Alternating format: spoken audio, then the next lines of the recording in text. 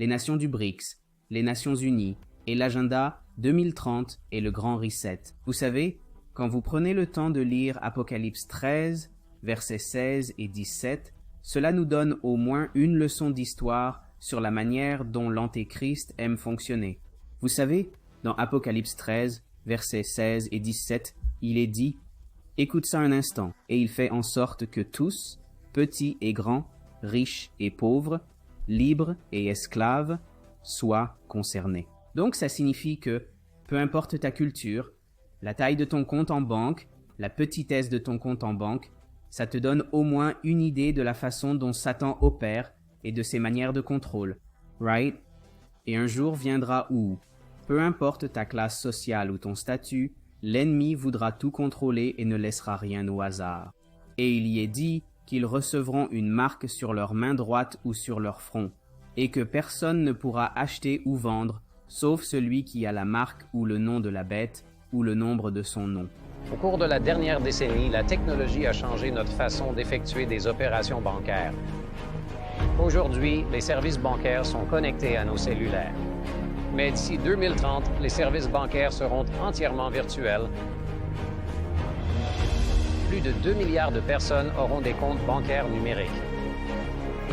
Sur des plateformes digitales, la grande majorité des banques seront entièrement virtuelles.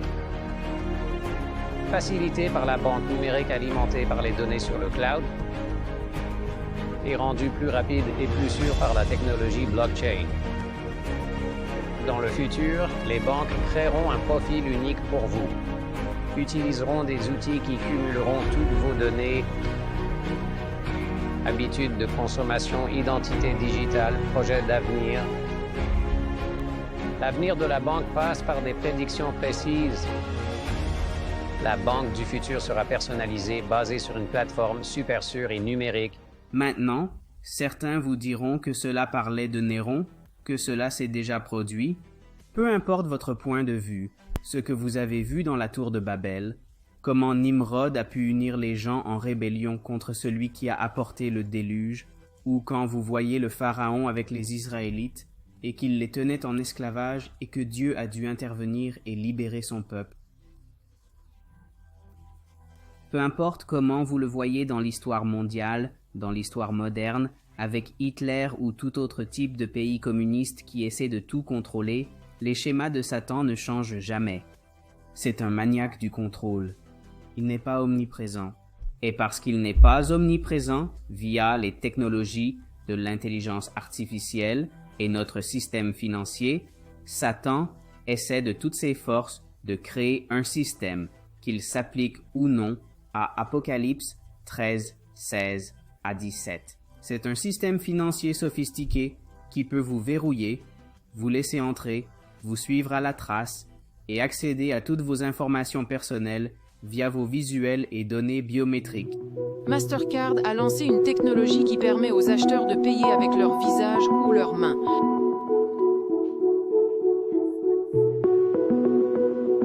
Au lieu de glisser une carte, les clients peuvent authentifier leur achat avec un sourire ou un geste de la main. Alors, vous pouvez oublier la galère de sortir votre portefeuille, vos appareils ou vos cartes.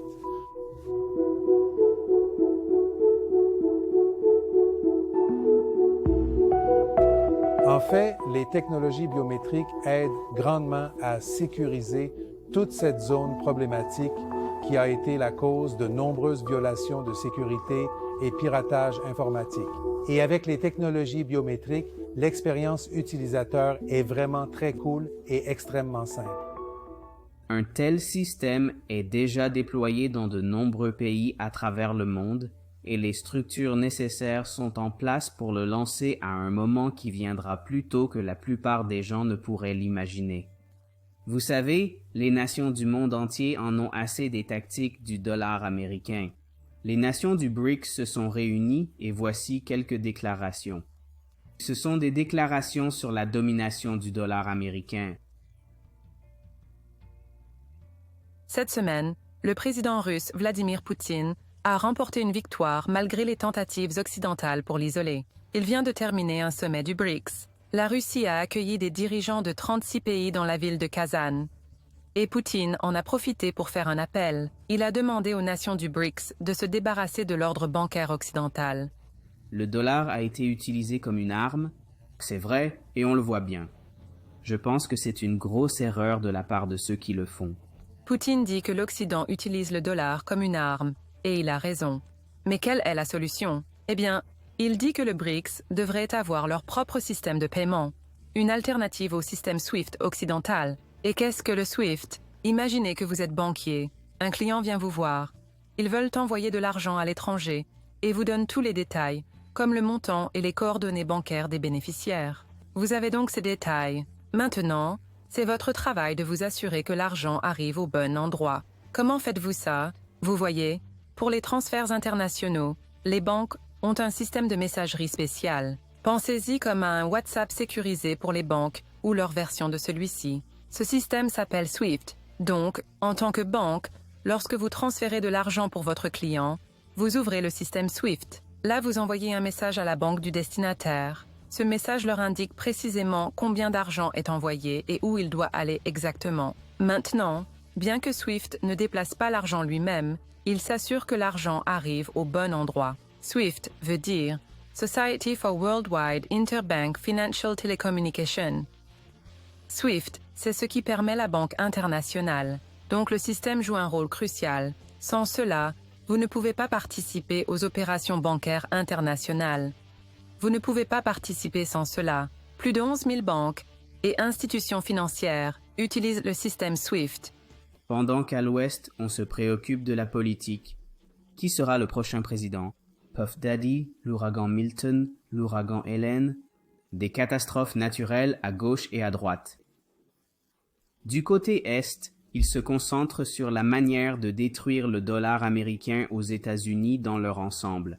Et cela devrait inquiéter beaucoup d'entre vous car le mois dernier également, début octobre, alors qu'une catastrophe naturelle frappait les États-Unis d'Amérique, les nations américaines ont adopté un pacte révolutionnaire pour l'avenir afin de transformer la gouvernance mondiale. Je ne sais pas si vous pouvez lire entre les lignes, les amis, mais quand vous lisez ce PDF et ce contrat que toutes les nations respectent au nom de la paix, ils viennent à vous comme un ange de lumière. Satan vient souvent comme un ange de lumière, se présentant au nom de la paix. Ils apportent un nouvel ordre mondial. Une vidéo arrive sur cette chaîne dans les prochains jours sur la signification et la naissance de la Société des Nations après la Première Guerre mondiale. La Seconde Guerre mondiale a engendré les Nations Unies, et la Troisième Guerre mondiale pourrait être ce qui apporte un nouvel ordre mondial complet. Ce mot « nouvel ordre mondial », et je sais que cette vidéo va être signalée à cause de ça, est un mot qu'ils expriment maintenant ouvertement. Le fait qu'ils aspirent à une gouvernance mondiale unique n'est désormais plus un secret pour personne. Le président russe Vladimir Poutine a salué un nouvel ordre mondial multipolaire après avoir accueilli les dirigeants au sommet du BRICS. La réunion en Russie est la première depuis que l'Alliance des Nations émergentes a accueilli 4 nouveaux membres, l'Égypte, l'Iran, l'Éthiopie et les Émirats arabes unis. En marge du sommet, le dirigeant chinois Xi Jinping et le président indien Narendra Modi doivent tenir leur première réunion bilatérale en 4 ans. 65% de la population mondiale et 75% des réserves d'énergie connues. Ils ont lancé plusieurs projets, une autoroute au Pakistan, un port au Sri Lanka, une ville forestière en Malaisie, une centrale hydroélectrique en Ouganda, une autoroute en Serbie, et ce ne sont que quelques exemples. Des routes, des lignes ferroviaires, des routes maritimes, des ports, des raffineries, des parcs industriels et des centrales électriques sont en construction dans au moins 72 pays. C'est une initiative énorme. Une des parties du pacte des Nations Unies pour les nations, c'est qu'elles veulent clairement une coopération numérique et une gouvernance de l'IA. Gouvernance de l'IA. Ce sont des choses qu'ils mettent dans les documents qu'ils rendent disponibles pour tout le monde. Mais comme les gens sont soit endormis, soit divertis, soit désensibilisés par le boulot de 9 à 5, qu'on doit faire pour rester à flot avec tout ce qui se passe, on ne fait pas attention que l'initiative, une route, une ceinture, ne fait que commencer. Nous ne prêtons pas suffisamment attention au fait que toutes ces nations ne sont pas les États-Unis. Maintenant que toutes ces nations se préparent à voir qui dirigera le nouveau monde, elles se préparent également à découvrir qui établira le nouvel ordre mondial. Et je comprends pourquoi il est si difficile pour les gens de comprendre ce qui se passe. Parce qu'ici, aux États-Unis, je ne sais pas si vous le remarquez, mais le dollar, même ici, aux États-Unis, au milieu de l'inflation, la situation devient de plus en plus difficile. Ici, en Floride, les compagnies d'assurance ne cessent de partir. Les primes augmentent sans cesse. Les taxes augmentent sans cesse. Nous avons vécu dans notre maison pendant 8 ans et nos primes d'assurance habitation et d'inondation ont triplé. Les résidents de Floride paient les primes les plus élevées. En moyenne, près de 11 000 $ par an pour l'assurance habitation. L'assurance inondation est séparée et elle ne couvrira pas tout. Le docteur Martin dit qu'elle est couverte pour 25 000 $, mais qu'elle fait face à 75 000 $ de dommages. Et c'est tout. Avant que Milton ne frappe, son quartier fait face à un enchevêtrement compliqué de réclamations. Hélène était un événement d'eau. Milton va être un événement de vent et d'eau. Différentes assurances couvrent différentes choses. Comment vont-ils déterminer précisément ce qui a été endommagé par chaque tempête spécifique? Si vous avez vécu en Floride, eh bien, vous savez que le coût de la vie ici a explosé, surtout avec les coûts d'assurance et de propriété. Tout ce qui reste de la classe moyenne ne tient désormais plus qu'à un fil très fragile. Et ce qui va finir par arriver, à un moment ou à un autre, c'est que les gens, à cause des iniquités de ce monde, verront leur amour du prochain se refroidir. Et à mesure que cela se produit, les gens se retournent les uns contre les autres. Les ministères trahissent leurs valeurs. Les compromis commencent à se produire. Et je ne sais pas pour vous, mais quand je regarde autour de moi, tout ce que je vois maintenant, ce sont des gens qui sont facilement offensés. Dieu nous a avertis à ce sujet. Je ne sais pas pour vous, mais quand je regarde autour de nous, je vois que beaucoup d'entre nous, et cela m'est arrivé aussi, oublient parfois que nous ne sommes pas de ce monde. Toutes ces choses qui se passent autour de nous devraient nous motiver, nous exciter. Vous savez pourquoi? Parce que Dieu nous a appelés à être vivants en un temps comme celui-ci. Nous vivons une époque où les gens ont besoin d'entendre l'Évangile.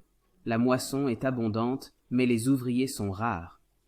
Nous vivons une époque où des signes effrayants, comme le dit Luc 21:11, peuvent apparaître dans les cieux à tout moment. Et les gens, parce qu'ils sont si effrayés par l'esprit de peur qui domine cette nation et ce monde, auront besoin de gens pour prêcher le véritable évangile de Jésus-Christ.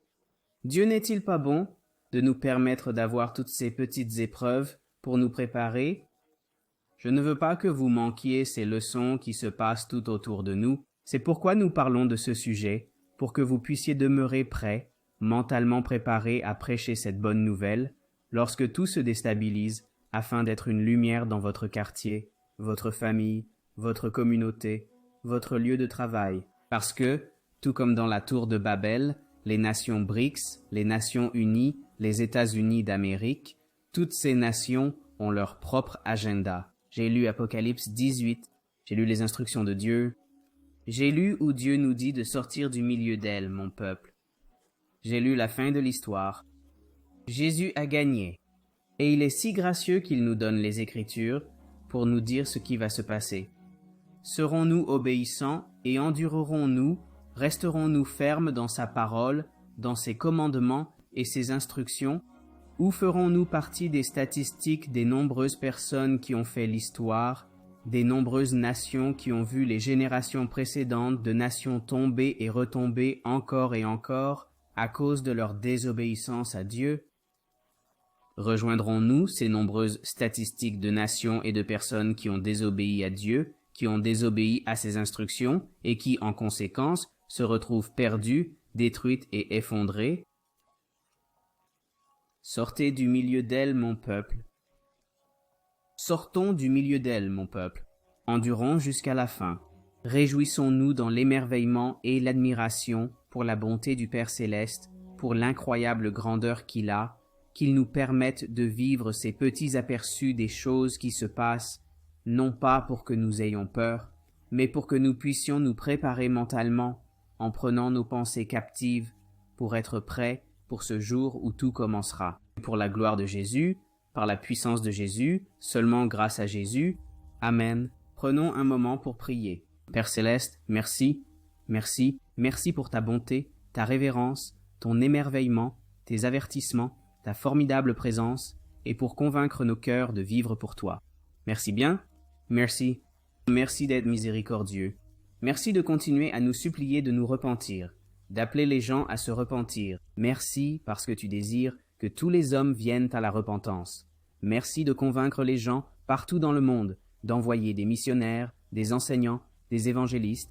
Merci pour ton incroyable génialité. Parce que tu aimes profondément ton peuple, c'est pourquoi tu l'avertis toujours de se préparer à endurer les épreuves, pas par peur.